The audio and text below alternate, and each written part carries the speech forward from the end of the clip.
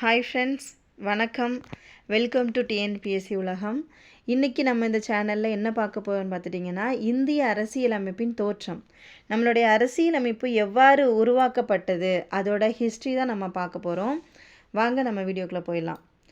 1922 காந்தி என்ன சொல்கிறாருன்னு பார்த்துட்டிங்கன்னா, இந்தியர்களுக்கு என ஒரு தனி அரசியலமைப்பு வேணும், எங்களுக்குன்னு ஒரு தனி அரசியலமைப்பு வேணும், அதை நாங்கள் தான் உருவாக்குவோம், இந்தியர்களே உருவாக்குவோம் அப்படி சொல்லிட்டு காந்தி ஒரு கருத்தை வைக்கிறார் 1922. உடனே அன்னி பெசன்ட் அம்மா என்ன செய்கிறாங்கன்னா, அவங்க ஒரு முயற்சி பண்ணுறாங்க. சரி, ஓகே, நமக்குன்னு ஒரு அரசியலமைப்பு கண்டிப்பாக தேவைதான், இந்த அரசியலமைப்பை நம்மளே க்ரியேட் பண்ணிக்கலாம். அதுக்கு ஃபஸ்ட்டு நம்ம ஒரு கூட்டு கூட்டம் போடுவோம். கூட்டு கூட்டம்னா என்னென்னா, நம்மளுடைய மக்களவை, மாநிலங்களவை இந்த உறுப்பினர்களை வச்சு அவங்கக்கிட்ட நம்ம கலந்தாலோசிக்கலாம் அப்படின்னு சொல்லி அன்னி பெசன்ட் அவங்க ஒரு முயற்சி பண்ணுறாங்க. அவங்க 1922 அவங்க முயற்சி பண்ணுறாங்க. மத்திய சட்டசபையில் அந்த 2 அவைகள், மாநிலங்களவை, மக்களவை, இந்த உறுப்பினர்களை வச்சு நம்ம ஒரு கூட்டம் ரெடி பண்ணலாம் அப்படி சொல்லிட்டு எங்கே கூட்டுறாங்கன்னா, சிம்லா அப்படிங்கிற ஒரு இடத்துல கூட்டுறாங்க. ஓகேவா? அப்புறம் அவங்க கூட்டம் கூட்டி அடிக்கடி நிறைய மீட்டிங்கெல்லாம் போட்டு நம்மளுடைய அரசியலமைப்பை நம்ம எப்படி உருவாக்கலாம், அதுக்கு என்ன பண்ணலாம் அப்படிங்கிற மாதிரி அந்த 22 நிறைய அவங்க கலந்து ஆலோசிச்சுட்டே இருக்கிறாங்க. 1934 எம்என் ராய், இது ரொம்ப முக்கியம். 1934 எம்என் ராய் என்ன சொல்கிறாங்கன்னா, நீங்கள் சொல்கிறது கரெக்ட், நமக்கான அரசியலமைப்பை நம்மளே உருவாக்கணும், இந்தியர்களுக்கான அரசியலமைப்பை இந்தியர்கள் தான் உருவாக்கணும். ஆனால் அதுக்கு முன்னாடி நமக்கு ஒரு அரசியல் நிர்ணய சபை வேணும். அதுக்கு நம்ம செலக்ட் பண்ணி உறுப்பினர்களை நம்ம தேர்ந்தெடுக்கணும். அப்படி தேர்ந்தெடுத்து அந்த உறுப்பினர்கள் மூலமாக நம்மளோட அரசியலமைப்பை நம்ம ரெடி பண்ணிடலாம் அப்படின்னு சொல்லிட்டு அவர் சொல்கிறாரு. அப்போ அரசியல் நிர்ணய சபை வேணும் அப்படி சொல்லிட்டு ஒரு கருத்தை சொன்னவங்க யாருன்னு பார்த்துட்டிங்கன்னா, எம்என் ராய். இவங்க தான் ஃபஸ்ட்டு இதனுடைய கருத்தை 1934 சொல்கிறாங்க. இது ரொம்ப முக்கியம். இது எப்படின்னா, வயது ஒரு வாக்குரிமை, நம்ம இப்போ ஓட்டு போட்டு செலக்ட் பண்ணுறோம்ல, அந்த மாதிரி வயது ஒரு வாக்குரிமை மூலம் தான் நம்ம அந்த உறுப்பினர்கள்லாம் நம்ம செலக்ட் பண்ணணும், அந்த மாதிரி அவங்க டிசைட் பண்ணுறாங்க. 1936 அதற்கான தீர்மானங்கள் எல்லாம் அப்படியே நடந்துட்டுருக்கு. 42 கிரிப்ஸ் தூதுக்குழு என்ன சொல்கிறாங்கன்னா, ஓகே, உங்களுக்கான இந்திய அரசியலமைப்பை நீங்களே உருவாக்கிக்கோங்க அப்படின்னு சொல்லிட்டு கிரிப்ஸ் தூதுக்குழு 42 சொல்லிட்டாங்க.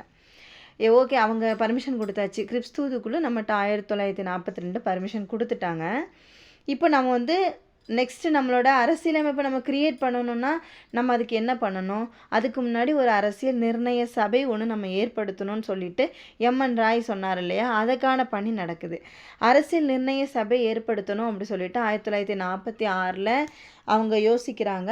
46 ஏற்படுத்துகிறாங்க. அதுக்கான சின்னமாக என்ன வைக்கிறாங்கன்னா, யானை சின்னம் வைக்கிறாங்க. மொத்த உறுப்பினர்கள், வயது ஒரு வாக்குரிமை மூலம் மொத்தம் 389 உறுப்பினர்கள் தேர்ந்தெடுக்கிறாங்க. இந்த 389 உறுப்பினர்கள் எப்படி தேர்ந்தெடுக்கிறாங்கன்னு பார்த்துட்டிங்கன்னா, ஒவ்வொரு மாகாணத்திற்கும் ஒவ்வொரு சுதேசிய பகுதிக்கும் அவங்களோட மக்கள் தொகை அடிப்படையில் தேர்ந்தெடுக்கிறாங்க. அதாவது 10 லட்சம் மக்களுக்கு ஒரே ஒரு உறுப்பினர் அப்படிங்கிற அடிப்படையில் தேர்ந்தெடுக்கிறாங்க. மொத்தம் 389 உறுப்பினர்கள் தேர்ந்தெடுக்கிறாங்க. இந்த 389 உறுப்பினர்கள்லையுமே 292 உறுப்பினர்கள் ஒரு மாகாண பிரதிநிதிகளாக ஒரு 292 உறுப்பினர்கள் இருக்காங்க. கூட சுதேசிய உறுப்பினர்கள் சொல்லிட்டு 93 உறுப்பினர்கள் இருக்காங்க.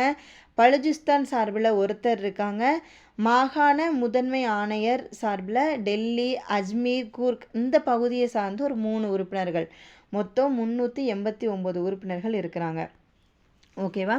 அதுக்கப்புறம் பார்த்துட்டிங்கன்னா, இந்த அரசியல் நிர்ணய சபையில் மொத்தம் 389 உறுப்பினர்கள் இருக்காங்கன்னு பார்த்தோம் இல்லையா, இதில் இடம்பெறாத முக்கியமான தலைவர்கள் யாருன்னு பார்த்துட்டிங்கன்னா, காந்தியும் முகமது அலி ஜின்னா 2 பேரும் இருக்க மாட்டாங்க. இந்த அரசியலமைப்பை க்ரியேட் பண்ணுறதுக்காக, உருவாக்குறதுக்காக அரசியல் நிர்ணய சபையில் இல்லாத ஒரு 2 முக்கிய தலைவர்கள் யாருன்னு பார்த்துட்டோன்னா, காந்தியும் முகமது அலி ஜின்னா, இவங்க 2 பேரும் அரசியல் நிர்ணய சபையில் இருக்க இருக்க மாட்டாங்க. ஓகே, இப்போ அரசியல் நிர்ணய சபை வந்து அதுக்கான சின்னம், ஓகே, சின்னம் வந்தாச்சு, உறுப்பினர்கள்லாம் இருக்கும். இப்போ ஒரு பெரிய அரங்கில் வந்து 389 உறுப்பினர்களும் உட்கார்ந்துருக்காங்க. அவங்களுக்குன்னு ஒரு தலைவர் வேணும் இல்லையா? அவங்கள வழி நடத்துறதுக்கு அவங்களுக்குன்னு ஒரு தலைவர் வேணும்னு சொல்லிட்டு ஃபஸ்ட்டு ஒரு கூட்டம், அரசியல் நிர்ணய சபையின் முதல் கூட்டம் 1946 டிசம்பர் 9 முதல் கூட்டம். இந்த கூட்டம் எங்கே நடக்குன்னா புதுடெல்லியில் நடக்கு.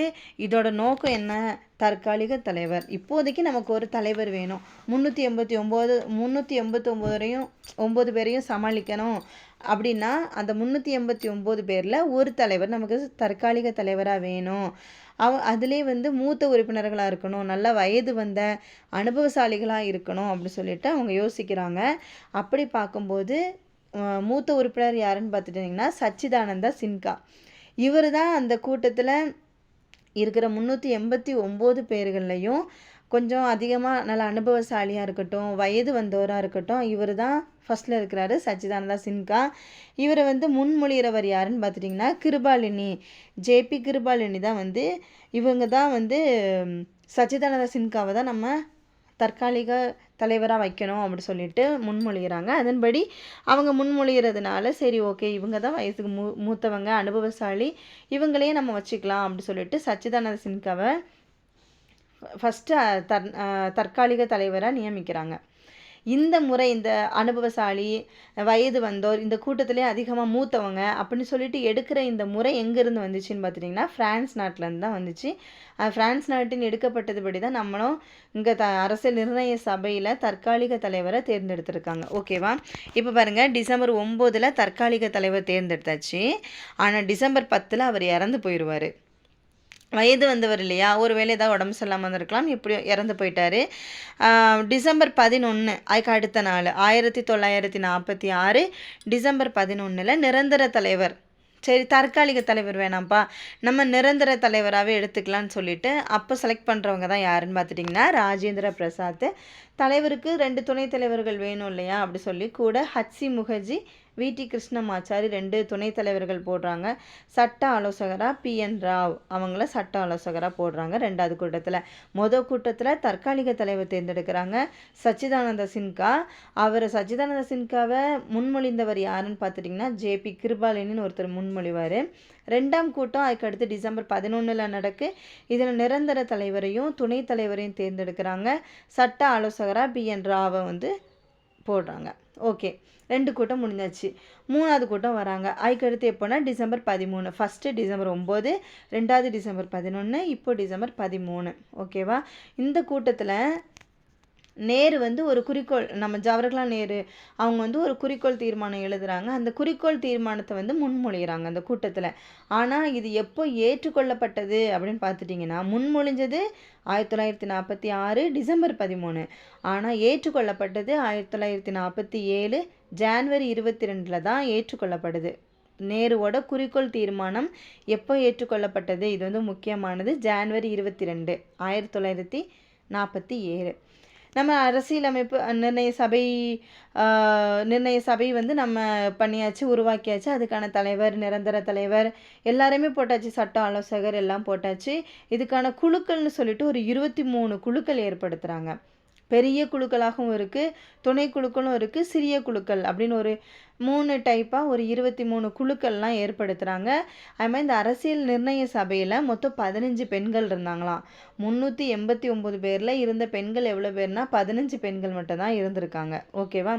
அப்புறம் நம்மளோட அரசியலமைப்பை உருவாக்குறதுக்கு குழுக்கள்லாம் நியமனம் பண்ணதுக்கப்புறம் நம்மளோட அரசியலமைப்பு எப்போ உருவாக்கப்பட்டுச்சு, அதுக்கு எடுத்துக்கொள்ளப்பட்ட காலம்னு பார்த்துட்டிங்கன்னா 2 ஆண்டுகள் 11 மாதங்கள் 18 நாட்கள், கிட்டத்தட்ட 3 வருஷம். ஓகேவா? 2 ஆண்டு 11 மாதங்கள் 18 நாட்கள், இவ்வளோ நாள் அவங்க அரசியலமைப்பை உருவாக்குறதுக்கு எடுத்துக்கொள்ளுறாங்க. அந்த 23 குழுக்கள் சொன்னேன் இல்லையா, அந்த 23 குழுக்களில் முக்கியமான குழுக்கள் என்னெல்லாம் அப்படின்ட்டு பார்க்கலாம்.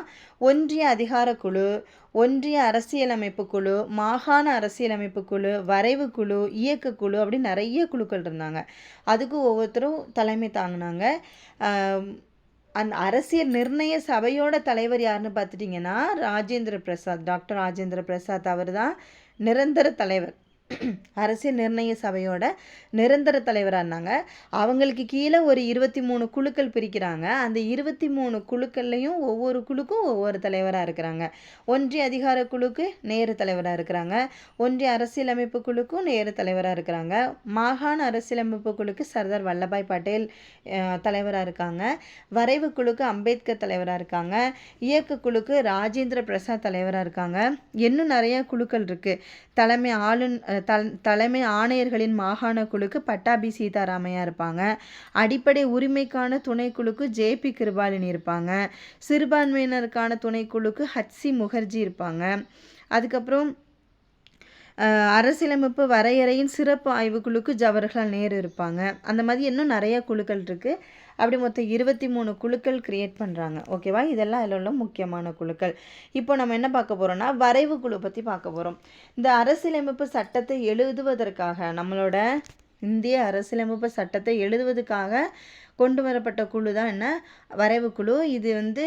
இதுக்கு தலைமை தாங்கினவர் டாக்டர் அம்பேத்கர். இந்த குழுவில் மொத்தம் எத்தனை பேர்னா ஒரு தலைவர் 6 உறுப்பினர்கள் 1+6. ஓகேவா? ஒரு தலைவர் தான் யார்? அம்பேத்கர். அது அவர் உட்பட கூட ஒரு 6 உறுப்பினர்கள், மொத்தம் 7 பேராக இருக்கிறாங்க. அந்த 6 உறுப்பினர்கள் யாருன்னு பாருங்கள். Gopalaswami Ayyangar, Alladi Krishnaswami Iyer, KA Munshi, Syed Mohammed Saadulla, Madhavrao, TT Krishnamachari. Already ஒரு VT கிருஷ்ணமாச்சாரி பார்த்தோம். இங்கே பார்த்தோம் அரசு நிர்ணய சபையின் துணைத் தலைவர் ஹட்சி முகர்ஜி, VT கிருஷ்ணமாச்சாரி. இவர் டிடி கிருஷ்ணமாச்சாரி. இது வேற ஒருத்தர். ஓகேவா? இது ரொம்ப முக்கியம். ஏன்னா வரைவு குழுவில் இடம்பெறாதது, பொருந்தாதது, அந்த மாதிரி கூட கொஸ்டின்ஸ் கேட்பாங்க. இந்த 6 பேரையும் ஞாபகம் வச்சுக்கோங்க.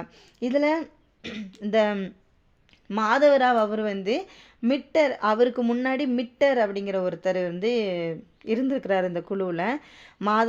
மாதவராவுக்கு முன்னாடி மிட்டர்னு ஒருத்தர் இருந்திருக்கிறாரு. அவங்களுக்கு உடம்பு சரியில்லாமல் இருந்ததுனால அவங்க விலகுனதுனால அவருக்கு பதிலாக மாதவராவ் வந்திருக்காங்க. டிடி கிருஷ்ணமாச்சாரிக்கு முன்னாடி கெய்தான் அப்படிங்கிறவங்க இருந்திருக்காங்க. அவங்க இறந்து போயிட்டதுனால அவங்களுக்கு பதிலாக டிடி கிருஷ்ணமாச்சாரி ஆட் பண்ணியிருக்காங்க. ஓகேவா? இப்படி மொத்தம் 7 பேர் இருந்திருக்காங்க. ஒரு தலைவரும் 6 உறுப்பினர்களுமா இருந்திருக்காங்க. சரி, ஓகே. நம்மளுடைய இந்திய அரசியலமைப்பு உருவாக்குறதுக்காக எல்லாமே ரெடி ஆயாச்சு. அவங்க 2 ஆண்டுகள் 11 மாதங்கள் 18 நாட்கள் எடுத்தாச்சு. நம்மளோட அரசியலமைப்பு எல்லாம் ரெடி பண்ணிட்டாங்க. 60 நாடுகள் சுற்றி திரிஞ்சு 60 நாடுகளில் நம்மளுக்கு எதெல்லாம் வேணும் எதெல்லாம் வேண்டாங்கிறத ஆராய்ந்து, சரி ஓகே நம்ம ஆப்பிரிக்காவா நம்ம இங்கேருந்து எடுத்துக்கலாம், ஆஸ்திரேலியாவா நம்ம இதை எடுத்துக்கலாம், அயர்லாந்தா இதை எடுத்துக்கலாம் அப்படின்னு ஒவ்வொரு நாட்டில் என்னென்ன வேணுமோ அதெல்லாம் எடுத்திருக்காங்க. ஓகேவா? எடுத்து நம்மளோட அரசியலமைப்பெல்லாம் ரெடி பண்ணி எப்போ கொண்டு வந்தாங்கன்னு பார்த்துட்டிங்கன்னா 1949 நவம்பர் 26. அதுக்கு முன்னாடியே 1ஆம் வாசிப்பு 2ஆம் வாசிப்புலாம் வாசிச்சிருப்பாங்க. அதில் கரெக்ஷன்ஸ்லாம் நிறையா இருந்திருக்கும். அந்த கரெக்ஷன்ஸ் எல்லாம் பண்ணி எடுத்து கடைசியாக ஒரு ஃபினிஷிங் எப்போ பண்ணுறாங்கன்னா 1949 நவம்பர் 26 தான் நம்மளோட அரசியலமைப்பை நம்ம நிறைவேற்றோம். நவம்பர் 26 1949 நவம்பர் 26 ரொம்ப ரொம்ப முக்கியம். இந்த நாளை தான் நம்ம இந்திய சட்ட தினம்னு சொல்கிறோம். நம்மளோட அரசியலமைப்பு உருவாக்கப்பட்டு நிறைவேற்றப்பட்ட நாள் என்னன்னு பார்த்துட்டிங்கன்னா நவம்பர் 26. ஆனால் அதை நம்ம நடைமுறைக்கு கொண்டு வந்ததுன்னு பார்த்துட்டிங்கன்னா ஜனவரி 26 1950 நடைமுறைக்கு வந்திருக்கும். ஓகேவா? இப்போ நம்ம அரசியலமைப்பு உருவாக்கும் போது நம்மகிட்ட எவ்வளோ பகுதிகள் இருந்துச்சுன்னா 22 பகுதிகள், 8 அட்டவணைகள், 395 ஆர்டிகல்ஸ் இருந்துச்சு. இப்போ தற்போது நம்மகிட்ட எவ்வளோ இருக்குன்னா 25 பகுதிகள், 12 அட்டவணைகள், 460க்கும் மேற்பட்ட ஆர்டிகல்ஸ் நம்மகிட்ட இருக்குது. ஓகேவா? இதோட கடைசி கூட்டம் எப்போ நடந்திருக்குன்னா 1950 ஜனவரி 24. அதாவது ஜனவரி 26 நடைமுறைக்கு வந்துச்சு இல்லையா நம்மளோட அரசியலமைப்பு. அதுக்கு 2 நாளைக்கு முன்னாடி தான் கடைசி கூட்டம் போட்டு அதோட அரசியல் நிர்ணய சபையை கடைசி கூட்டத்தோட முடிந்தது. ஓகேவா? அப்போ இதில் முக்கியமானது என்னன்னு பார்த்துட்டிங்கன்னா துணைத் தலைவராக ஃபஸ்ட்டு தற்காலிக தலைவராக இருந்தவங்க யார், அப்புறம் 2வது கூட்டத்தில் நிரந்தர தலைவராக இருந்தவங்க யார், அதுக்கப்புறம் துணைத் தலைவர் யார், சட்ட ஆலோசகர் யார், என்ன சின்னம் வந்து யூஸ் பண்ணாங்க, யானை சின்னம், மொத்தம் எத்தனை குழுக்கள் இருந்துச்சு, 23 குழு, அப்புறம் எவ்வளோ பெண்கள் இடம்பெற்றிருந்தாங்க, 15 பெண்கள் இடம்பெற்றிருந்தாங்க. இந்த மாதிரி நிறைய விஷயங்கள் அதில் முக்கியமானது. ஓகேவா? இந்திய சட்ட தினம் என்ன, நவம்பர் 26. இதுலேருந்து இன்னும் கொஞ்சம் நோட் சொல்கிறேன், குறித்து வச்சுக்கோங்க. தேசிய கொடி எப்போ ஏற்றுக்கொள்ளப்பட்டது அப்படின்னு பார்த்துட்டிங்கன்னா ஜூலை 22, 1947. நம்மளோட தேசிய கொடி ஜூலை 22, 1947 ஏற்றுக்கொள்ளப்பட்டது. தேசிய கொடி ஏற்றுக்கொள்ளப்பட்டது வந்து ஜூலை 22, 1947 ஜூலை. ஓகேவா? அதுக்கப்புறம் தேசிய கீதம் ஏற்றுக்கொள்ளப்பட்டது ஜனவரி. இது வந்து ஜூலை. தேசிய கொடி வந்து ஜூலை. தேசிய கீதம், தேசிய பாடல் ரெண்டுமே வந்து ஜனவரி 24, 1950. ஜனவரி. ஓகேவா? ஜனவரி 24, 1950 தான் தேசிய கீதம், தேசிய பாடல் ரெண்டுமே ஏற்றுக்கொள்ளப்பட்டது. தேசிய சின்னம் வந்து ஜனவரி 26, 1950. நம்மளோட தேசிய சின்னம் எப்போ ஏற்றுக்கொள்ளப்பட்டது? ஜனவரி 26. அதாவது தேசிய கீதம் பாடல் ஏற்றுக்கொள்ளப்பட்ட அடுத்த 2 நாள் கழிச்சு ஜனவரி 26, 1950 நம்மளுடைய சின்னம் வந்து ஏற்றுக்கொள்ளப்பட்டது. அப்புறம் இந்திய உச்சநீதிமன்றம் எப்போ கொண்டு வந்தாங்க அப்படின்னா ஜனவரி 28, 1950. இந்திய தேர்தல் ஆணையம் ஜனவரி 25, 1950. நம்மளோட குடியரசு தினமாக நம்ம கொண்டாடுற ஜனவரி 26. அதுக்கு ஒரு நாளைக்கு முன்னாடி தான் இந்திய தேர்தல் ஆணையம் ஜனவரி 25 கொண்டு வரப்பட்டது. ஓகேவா? நம்மளுடைய இந்திய அரசியல் அமைப்பை இத்தாலிய பாணியில் யார் எழுதுனாங்கன்னு பார்த்துட்டிங்கன்னா பிரேம் பெஹாரி நரேன் ரைஜடா அப்படிங்கிறவங்க எழுதுனாங்க. ஓகேவா? இந்த நம்மளோட அரசியலமைப்பு எழுதுறதுக்கு எவ்வளோ செலவாச்சுதுன்னு பார்த்துட்டிங்கன்னா 64 லட்சம் ரூபாய் செலவானது. இந்திய அரசியலமைப்பு சட்டத்தை எழுதுவதற்கு மொத்தம் 64 லட்சம் ரூபாய் செலவானது. ஓகே, இப்போ இந்த வீடியோ உங்களுக்கு ஹெல்ப்ஃபுல்லாக இருந்திருக்கும்னு நினைக்கிறேன். இதை படிங்க, நோட்ஸ் எடுத்து வச்சுக்கோங்க. இதில் உள்ள ஒவ்வொரு லைனுமே இம்பார்ட்டன்ட் தான், ரொம்ப முக்கியம். இதுக்கு அடுத்த வீடியோவில் நம்ம வந்து அந்த 60 நாடுகள் ஆராய்ந்து எங்கெங்கேருந்து என்னென்ன எடுத்தாங்க அதில் முக்கியமானது மட்டும் நம்ம பார்த்துக்கலாம். ஓகேவா? நம்மளுடைய அடிப்படை உரிமைகள், அடிப்படை கடமைகள், அந்த மாதிரி முக்கியமானதெல்லாம் எங்கெங்கேருந்து எடுத்தாங்க அப்படிங்கிறத நம்ம அடுத்த வீடியோவில் பார்க்கலாம். இதை நல்லா படித்து வச்சுக்கோங்க. இதுலேருந்து எப்போவுமே கொஸ்டின்ஸ் கேட்குறாங்க. தேங்க்யூ.